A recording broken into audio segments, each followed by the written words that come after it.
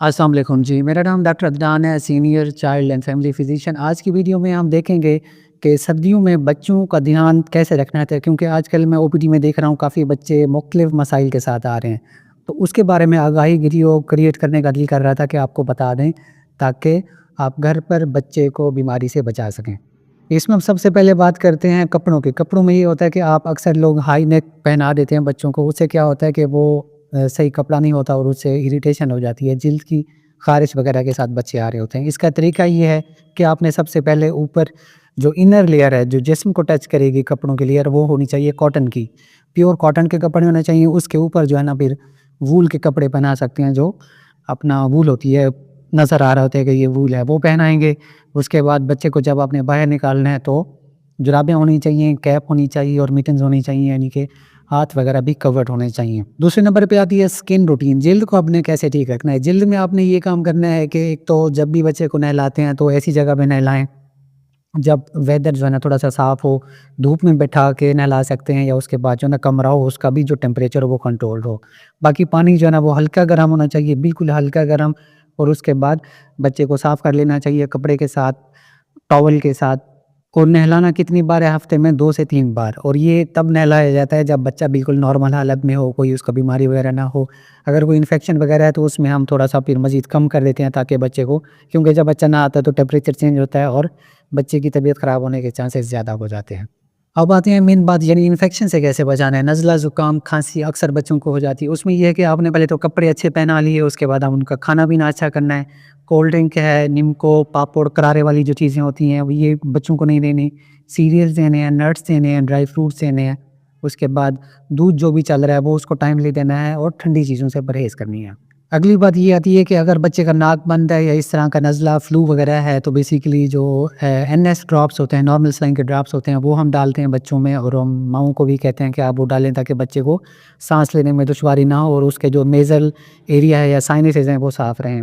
अगर ज़्यादा मसला होता है तो फिर ऑब्वियसली डॉक्टर से मशवरा करने की ज़रूरत पड़ती है। आगे मैं आपको बताता हूँ कब। उसके बाद हैंड वाशिंग आती है। बच्चे का जो हाथ है वो आप धुलवाएँ, अपने हाथ भी साफ़ रखें, और बच्चे को ज़्यादा यानी कि खेलने ना दें, इतनी ज़्यादा जगहों पे बाहर ना जाने दें ज़्यादा, ताकि वो जहाँ खेले वहाँ का भी टेम्परेचर जो है ना मॉडरेट हो। हीटर की बात करते हैं। अक्सर लोग कमरे को बहुत ज़्यादा गर्म कर देते हैं, तो हीटर गैस वाला इस्तेमाल नहीं करना होता, कौन सा फ़ैन हीटर इस्तेमाल करना होता है जिसमें कोई ख़तरा ना हो। और दूसरा ये है कि जहाँ पे हीटर चलता है वहाँ पे बाज़ का टेम्परेचर बहुत ज़्यादा हो जाता है, वो भी आपने नहीं करना, बहुत कम भी नहीं करना। और अगली बात है मोस्ट इंपॉर्टेंट इसमें यह है कि जिस रूम में हीटर होता है वहाँ पे वाटर का भी सोर्स होना चाहिए, ताकि हवा में नमी बिल्कुल ख़त्म ना हो जाए, हल्की-हल्की नमी रहे। उसका तरीका ये है कि जिस रूम में हीटर चलता है उसमें आप 1 गिलास पानी बिल्कुल ऐसे रखा रहे। कमरे में कहीं पे भी आप 1 गिलास पानी भर के रख लें। वो खुले बर्तन में हो तो ज़्यादा बेहतर है, वरना गिलास में भी रखा जा सकता है। उससे ये होता है कि अगर बॉडी में अपना कमरे में टेम्परेचर नमी कम हो रही है तो वहाँ से जो है ना पानी थोड़ा-सा उसमें इवेपोरेट होके उसको पूरा कर देता है। अब बच्चे को खिलाना क्या चाहिए? खिलाने में आप सूप खिला सकते हैं, दालें बहुत रिकमेंड करते हैं हम लोग। दालें हैं, सूप है, सीरियल्स हैं, नट्स हैं, ड्राई फ्रूट्स हैं, दूध है, माँ का दूध है, डब्बे का दूध है, या बच्चा खाना भी खाता है, अंडा लाज़मी खिलाएँ बच्चे को। बस ये करते हैं कि ठंडी ग़िज़ा से हम परहेज़ करवा देते हैं। मौसम अगर साफ़ है तो उसमें आप बच्चे को धूप में 15 मिनट, 20 मिनट, 1 घंटा, मतलब हल्की ठंडी-ठंडी जो धूप होती है उसमें बिठाएँ। उससे ये होता है कि बॉडी के अंदर विटामिन डी भी जनरेट होता है, और बच्चा थोड़ा-सा बाहर जाता है तो उसका थोड़ा मूड है वो भी फ्रेश होता है, आप भी धूप लगवा लेंगे।